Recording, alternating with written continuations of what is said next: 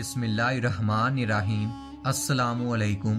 ہر روز نئی ویڈیو کے لیے چینل کو سبسکرائب کر لیں اور ساتھ لگے ہوئے بیل آئیکن کو دبا کر آل کی آپشن کو سلیکٹ کریں تاکہ ہر نئی ویڈیو کی اپڈیٹ آپ کو ملتی رہے۔ حضرت خولا بنت سلبہ قبیلہ بنی اوف سے تعلق رکھتی تھی۔ ان کا نکاح مشہور صحابی حضرت عبادہ بن صامت رضی اللہ تعالیٰ عنہ کے بھائی اوس بن صامت سے ہوا تھا۔ حضرت اوس بنت صامت بوڑھے آدمی تھے۔ بڑھاپے کی وجہ سے مزاج میں تیزی آ گئی تھی اور طبیعت پر خشونت کا غلبہ ہو گیا تھا۔ معمولی بات پر بھی مشتعل ہو جاتے تھے اور قدم قدم پر تشدد پر اتر آتے تھے، یعنی کہ چڑچڑا پن جو بڑھاپے کا خاصہ ہے ان پر حاوی ہو گیا تھا۔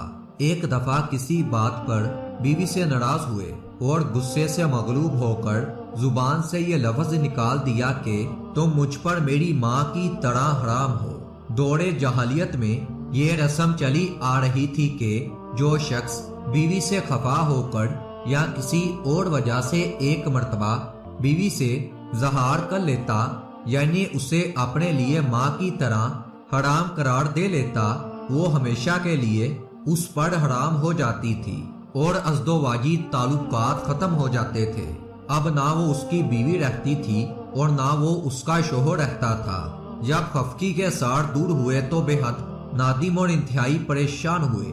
بیوی سے ہم کلام ہونا چاہا تو جواب ملا، اگرچہ آپ نے مجھے طلاق نہیں دی ہے، تاہم جب تک اللہ اور اس کا رسول کوئی حکم نہیں صادر فرمائیں گے، میرے آپ کے باہمی علائق حرام ہی ٹھہریں گے اور میں آپ سے کوئی راہ و رسم نہیں رکھوں گی۔ اب معاملے کو سلجھانے کی صرف یہی ایک صورت باقی ہے کہ آپ صلی اللہ علیہ وآلہ وسلم کی خدمت میں حاضر ہوں اور جو الفاظ زبان سے نکال چکے ہیں ان کے بارے میں رسول اللہ صلی اللہ علیہ وآلہ وسلم سے فیصلے کی استطاعت کریں۔ انہوں نے بیوی سے کہا، مجھے اس سلسلے میں رسول اللہ صلی اللہ علیہ وآلہ وسلم کے پاس جاتے آپ کی خدمت میں کچھ عرض کرتے ہوئے شرم آتی ہے۔ میں حضور صلی اللہ علیہ وآلہ وسلم کے سامنے کس طرح جاؤں گا اور کیا کہوں گا؟ تم ہی جاؤ، ممکن ہے اللہ ہم پر نظر کرم فرمائے اور اپنے رسول پاک کی وسعت سے دوبارہ بحالی تعلقات کی کوئی صورت پیدا ہو جائے۔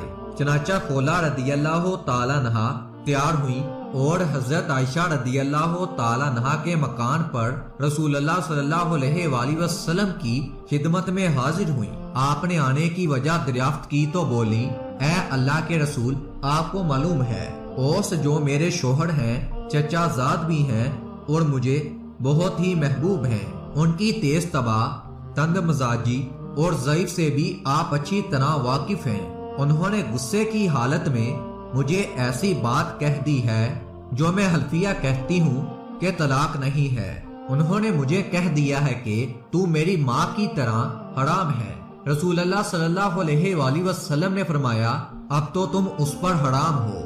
رسول اللہ صلی اللہ علیہ وآلہ وسلم کی زبان مبارک سے یہ لفظ سن کر حضرت خولا رضی اللہ تعالیٰ عنہا کو سخت صدمہ ہوا اور بڑی لجاجت اور منت و سماجت کے انداز میں رسول اللہ صلی اللہ علیہ وآلہ وسلم سے جگرتی رہی اور اس بات پر اصرار کرتی رہی، ان الفاظ میں طلاق نہیں کہا جا سکتا۔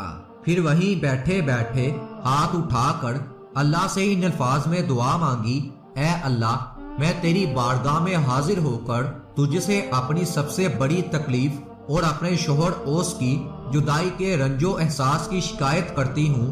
اے اللہ، جو چیز ہمارے لیے تیری رحمت کا باعث ہو اسے اپنے نبی صلی اللہ علیہ وآلہ وسلم کی زبان مبارک سے ظاہر فرما دے۔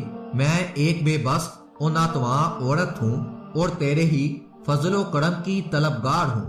حضرت عائشہ رضی اللہ تعالیٰ عنہا کا کہنا ہے کہ خولا کی رسول اللہ صلی اللہ علیہ وآلہ وسلم کے ساتھ گفتگو اور اللہ سے دعا کا یہ منظر اس قدر دردناک تھا کہ میری اور میرے گھر کے تمام افراد کی ہمدردیاں خولا کی طرف منتقل ہو گئی اور اس کی تکلیف سے متاثر ہو کر بے اختیار ہماری آنکھوں میں آنسو جاری ہو گئے۔ اس کیفیت پر ابھی زیادہ دیر نہ گزری تھی کہ رسول اللہ صلی اللہ علیہ وآلہ وسلم پر وہی کیفیت طاری ہو گئی جو نزول وحی کے وقت ہوا کرتی تھی۔ حضرت عائشہ رضی اللہ تعالی عنہا نے مسرت کے لہجے میں خولا سے کہا، خولا، اللہ کی طرف سے ابھی تمہارے متعلق فیصلہ ہو جائے گا۔ حضرت خولا رضی اللہ تعالی عنہا کے لیے یہ وقت پہلے سے بھی زیادہ نازک تھا۔ وہ یاس و امید کی کشمکش میں مبتلا تھی۔ خطرہ تھا کہ اوس کے یہ الفاظ طلاق کے حکم میں آ جائیں اور تفریق و جدائی کا حکم صادر ہو جائے۔ خولا رضی اللہ تعالی عنہا سخت بے تابی کے عالم میں بیٹھی تھی کہ رسول اللہ صلی اللہ علیہ وآلہ وسلم کی طرف نگاہ اٹھائی، آپ کے لبوں پر تبسم کھل رہا تھا۔ یہ دیکھ کر خولا کی امید بندی اور جذبات مسرت سے کھڑی ہو گئی۔ رسول اللہ صلی اللہ علیہ وآلہ وسلم نے فرمایا، خولا، اللہ نے تمہارا فیصلہ کر دیا ہے۔ پھر آپ نے آخر تک یہ آیت پڑھی جو ابھی ابھی بذریعہ وحی آپ صلی اللہ علیہ وآلہ وسلم پر اللہ کی طرف سے نازل ہوئی تھی۔ اس کا مطلب یہ ہے کہ اللہ نے اس عورت کی بات سن لی جو آپ کے ساتھ اپنے شوہر کے بارے میں جگڑ رہی تھی۔ چونکہ حضرت خولا نے اپنے شوہر اوس کے مسئلے پر رسول اللہ صلی اللہ علیہ وآلہ وسلم سے جھگڑا کیا تھا اور شوہر کے الفاظ کو طلاق سے تعبیر کرنے سے متعلق رسول اللہ صلی اللہ علیہ وآلہ وسلم سے اظہار اختلاف کیا تھا۔ اسی لیے اس صورت کا نام بھی مجادلہ اور اس کا آغاز انہی الفاظ سے ہوا۔ اس صورت مبارکہ کی روح سے حضرت خولا رضی اللہ تعالی عنہ کا یہ خطرہ دور ہو گیا کہ ان کے شوہر کے الفاظ طلاق کے مفہوم میں آتے ہیں۔ اللہ نے رسول اللہ صلی اللہ علیہ وآلہ وسلم سے ان کا مجادلہ اور جھگڑا سن کر جو حکم نازل فرمایا، اس میں ان الفاظ کو حکم طلاق میں نہیں مانا گیا تھا، اور چونکہ الفاظ اس لب و لہجے سے ہٹے ہوئے تھے جس سے ایک شوہر بامعلوم بیوی کو خطاب کرتا ہے، اسی لیے شوہر پر کچھ کفارہ و جرمانہ عائد کیا گیا۔ چنانچہ رسول اللہ صلی اللہ علیہ وآلہ وسلم نے حضرت خولا سے کہا، خولا، جاؤ اپنے شوہر سے کہو کہ ایک لونڈی یا ایک غلام آزاد کریں۔ خولا نے عرض کیا، اے اللہ کے پیارے نبی، کیسے آزاد کریں؟ باخدا ان کے پاس نہ کوئی غلام ہے، نہ ہی لونڈی، اور نہ ہی میرے سوا ان کا کوئی خادم ہے۔ رسول اللہ صلی اللہ علیہ وآلہ وسلم نے فرمایا، اچھا تو مسلسل 60-8 روزے رکھیں۔